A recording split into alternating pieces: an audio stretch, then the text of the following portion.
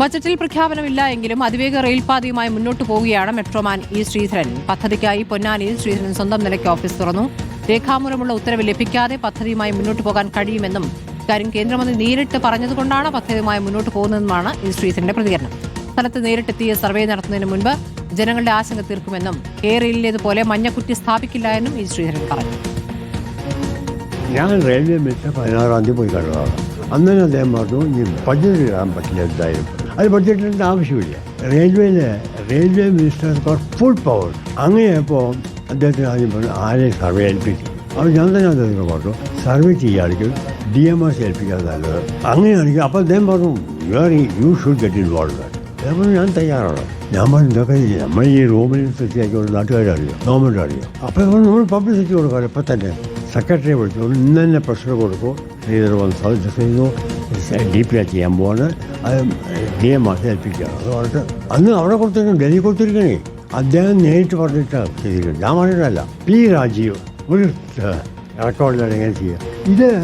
This is not a state project ആവും, ഇത് central project. വിമർശനങ്ങൾക്കിടെ ബജറ്റിലെ റെയിൽവേ പദ്ധതികൾ വിശദീകരിക്കാൻ കേന്ദ്രമന്ത്രി അശ്വിനി വൈഷ്ണവ് ഇന്ന് മാധ്യമങ്ങളെ കാണുന്നുണ്ട്.